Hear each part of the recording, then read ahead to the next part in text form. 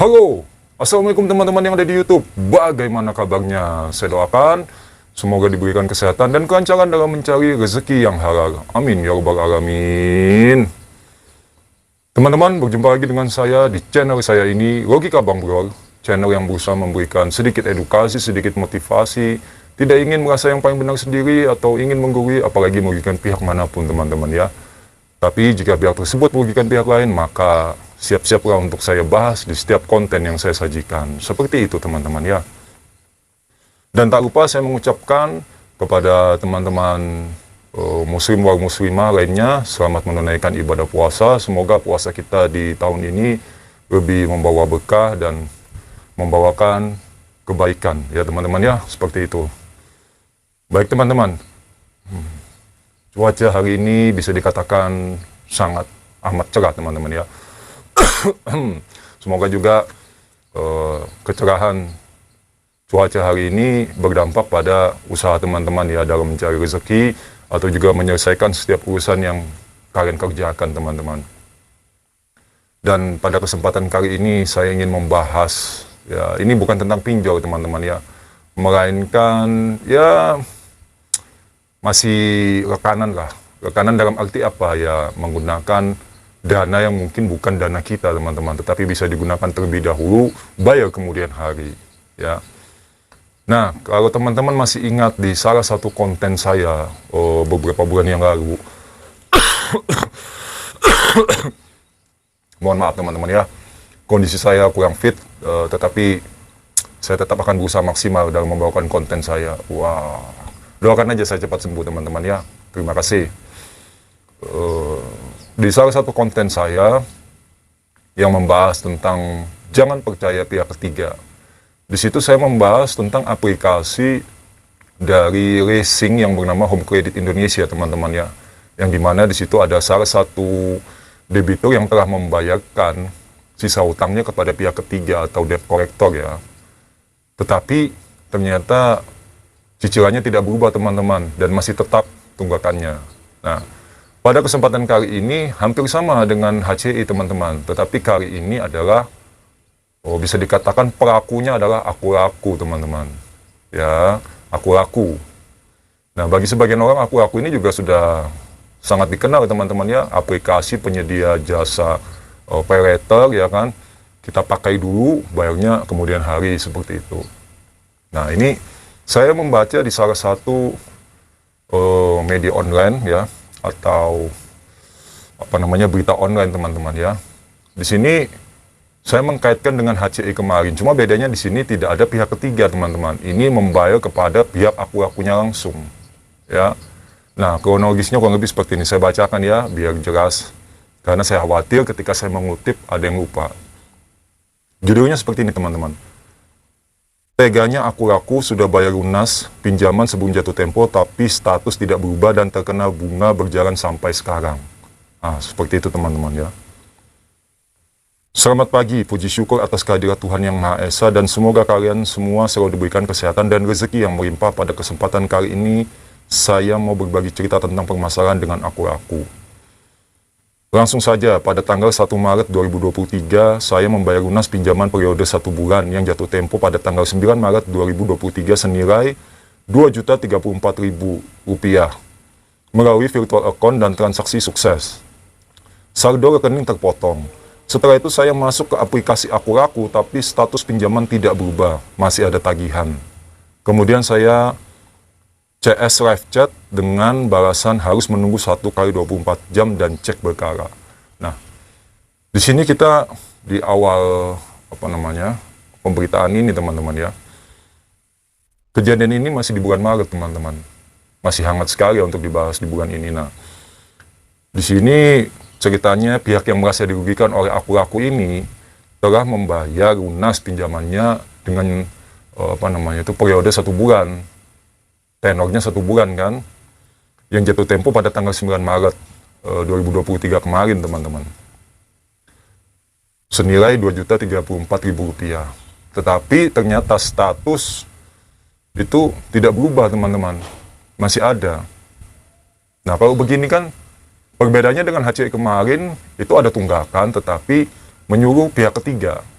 Makanya saya sampai bikin konten, jangan percaya pihak ketiga. Tetapi kali ini tidak melibatkan pihak ketiga, teman-teman. Saya lanjutkan lagi ya. Karena saya penasaran terkait masalah ini, tak langsung hubungi call center aku di nomor 1.500-920 dan jawabannya adalah akan diproses secepat mungkin. Setelah sehari kemudian, tanggal 2 Maret 2023, saya cek lagi di aplikasi, ternyata status pinjaman saya tidak berubah. Sedih rasanya, saya telepon lagi call center aku selama 8 menit 36 detik. Yang intinya menunggu proses selama 3 hari jam kerja. Nah, pertama 1 kali 24 jam teman-teman, atau 1 hari ya. Nah, ketika dicek di tanggal 2 Maret, di aplikasi ya, pinjamannya tidak berubah statusnya teman-teman. Akhirnya menghubungi lagi call centernya aku, dan disitu diberikan jawaban menunggu 3 hari lagi teman-teman, 3 kali 24 jam. Bagaimana ini teman-teman ya? 4 hari berlalu tak ada hasil. Maka tanggal 6 Maret 2023 saya datang di kantor pusat aku di daerah Karet Tengsin, Kecamatan Tanah Abang, Kota Jakarta Pusat, dan bertatap muka langsung sama customer service di lantai 18. Dengan harapan masalah akan selesai pada hari itu juga, namun ternyata tidak. Alasannya akan diproses oleh tim terkait dari aku. Jadi pihak terkait ini ya, karena merasa apa ya teman-teman ya, sudah berlalu 4 hari, tidak ada kejelasan, dicek di aplikasi juga statusnya tidak berubah, padahal pembayaran sudah, ada buktinya transfer kan, kalau virtual account kan pasti ada teman-teman, baik melalui ATM ataupun dari ponsel kita. Nah, akhirnya pihak terkait ini mendatangi kantor itu dan bertatap muka. Ya. Tetapi, sampai kapan masalah ini akan selesai dan siapa yang mau bertanggung jawab dengan bunga yang semakin hari semakin bertambah. Nah, seperti itu teman-teman ya. Jadi, dalam hal ini sih sungguh sangat membingungkan teman-teman ya. Karena yang kemarin kita tahu adalah pinjol itu terlalu banyak drama. Ya, seperti yang kita tahu mungkin di konten-konten lain juga selain konten saya ini banyak yang membahas tentang pinjol teman-teman ya. Karena fenomenanya luar biasa sekali tahun kemarin itu. Tapi di tahun ini bukan cuma pinjol, tetapi aplikasi yang memang menyediakan paylater juga sepertinya ikut bermain. Nah, di sini kan timbul pertanyaan dari masyarakat, termasuk saya sendiri. Mungkin juga teman-teman mempunyai pertanyaan yang sama, atau mungkin hampir sama dengan saya. Apakah ini juga permainan oknum di dalamnya ya? Oknum nakal itu ada. Kita memang harus percaya, di setiap perusahaan, PT, CV, atau pekerjaan apapun, di tempat kerja manapun, pasti ada 1, 2, atau segelintir orang yang memang menjadi oknum teman-teman, yang memberikan citra buruk kepada perusahaan tersebut. Nah, dalam hal ini adalah aku. Yang kalau kita cek di Google Play Store itu, banyak sudah yang mengunduh dan banyak yang menggunakan. Tetapi kenapa ketika masalah ini, tidak mendapatkan penyelesaian? Sementara di sini, pihak aku tidak melibatkan pihak ketiga, tidak meminta debt collector untuk melakukan penagihan. Karena di situ memang tenornya hanya 1 bulan. Kemudian si customer atau pengguna jasa aku tadi, atau pihak yang merasa dirugikan tadi itu memang sudah membayar. Sebelum jatuh tempo malah dia bayar. Tetapi kenapa status pinjamannya tidak berubah? Sementara bunga naik terus. Ya, tentu dalam hal ini, siapapun orangnya, baik pihak yang merasa dirugikan itu, baik Anda maupun saya, tidak akan terima teman-teman. Ya, sekarang bayangkan, kalau setiap hari bunganya misal ya, ini saya katakan misal Rp2.000, 1.500. Atau mungkin besarannya 50.000 satu hari. Nah, itu jalan terus. Kan sayang. Kalau 2.000 saja. 2.000 misalnya per hari, dikalikan 10 hari 20.000. Nah, itu kan bagi sebagian orang, terutama yang suka ngudut, kebetulan puasa teman-teman ya, saya nggak ngudut dulu, nanti nunggu buka puasa. Tentu kan lebih bagus diberikan udut. Atau bagi orang yang tidak perokok, diberikan permen, diberikan makan, minum, dapat. Makan di warteg udah kenyang teman-teman. Nah, kalau seperti ini kan, kita memberikan uang itu secara cuma-cuma, padahal kita itu sudah bayar. Tidak mengajukan keringanan, tidak mengajukan pengunduran jatuh tempo, sudah dibayar sebelum jatuh tempo. Nah, ini kenapa? Apakah juga memang bisa dikatakan tahun kemarin itu ya, ini menurut analisa logika saya, banyak sekali memang perusahaan-perusahaan fintech, mungkin salah satunya juga aku mengalami kerugian. sempat memang beberapa waktu yang lalu, lebih tepatnya di tahun kemarin ya, saya mendengar memang pihak aku memang dirugikan teman-temannya. Banyak memang kenakalan-kenakalan dari oknum-oknum tertentu yang memanfaatkan identitas orang lain untuk menggunakan limit yang disediakan. Pernah saya bahas di salah satu video saya, mungkin kalau teman-teman ada yang ingat ya. Nah, di situ katakanlah saya misalnya, saya minta tolong daftarkan teman saya aku. Atau misalnya minta tolong daftarkan oleh sales dari konter handphone misalnya untuk mendaftar aku. Misalnya saya cuma pakai limit 1 juta. Nah, sisa pay letter saya 5 juta misalnya. Si oknum tadi, ya ini berdasarkan cerita teman-temannya yang saya dengar ya. Ini saya bagikan aja, mungkin teman-teman belum tahu. Oknum tadi yang tahu, dia itu tidak mendaftarkan dengan nomor kita. Sehingganya dia bisa mengakses OTP yang akan masuk ke nomor yang dia pakai tadi untuk dia gunakan transaksi di belakang kita. Sehingganya ketika ada tagihan masuknya kepada kita. Sumber yang mengatakan ini kepada saya adalah salah satu pihak kontak. Pada saat itu saya menemani teman saya pada tahun kemarin ya, membeli handphone dengan menggunakan aku. Pada saat itu teman saya mendaftar pertama kali teman-teman. Dia mendaftar sendiri, ya. Kemudian dia juga di ACC juga sendiri, tidak ada bantuan sales. Ya. Kemudian dia datang minta temanin saya kan ke salah satu toko handphone di kota saya ini untuk mengajukan kredit pembelian dengan limit aku pay letter teman-teman. Nah, pihak toko tersebut mengatakan, hebat Anda ya, daftar sendiri bisa dapat. Kebanyakan orang dibantu daftarkan baru bisa dapat. Oh begitu ya mas. Terus akhirnya pihak tersebut berkata, ya tapi banyak juga terjadi penipuan karena untuk membantu supaya bisa ACC mendapatkan limit pay letter itu kebanyakan tidak pakai nomor pribadi si customer aslinya teman-teman. Tidak pakai nomor asli si penggunanya. Jadi memang mereka itu biasanya sih punya sistem tersendiri bagaimana caranya bisa ACC, bisa jebol seperti itu, bisa mendapatkan limit pay letter.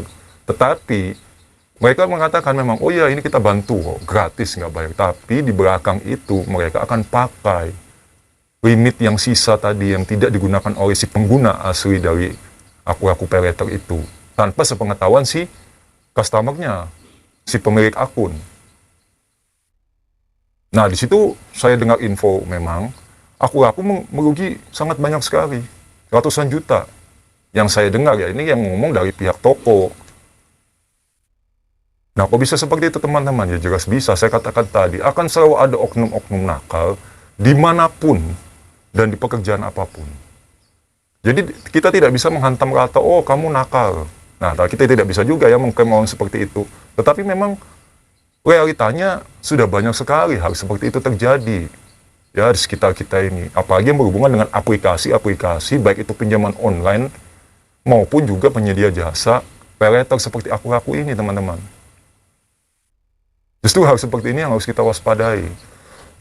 Kalau sudah seperti ini ceritanya, sudah sampai datang ke kantor ya kan, kalau menurut artikel yang saya baca tadi, yang sudah saya bacakan juga tadi kepada teman-teman, tetapi juga masih belum menemukan solusi, tentu saja, ya bagaimana ya, kita sebagai penggunanya itu merasa sangat amat dirugikan.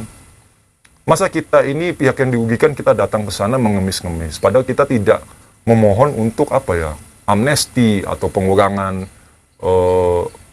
biaya cicilan, tidak. Kita datang ke sana atau si pihak yang dirugikan tadi datang ke sana itu untuk memperjuangkan bahwa dia itu sudah bayar, memperjuangkan haknya. Nah, kewajiban aku adalah bagaimana menyelesaikannya, bukan malah ditunda-tunda, teman-teman.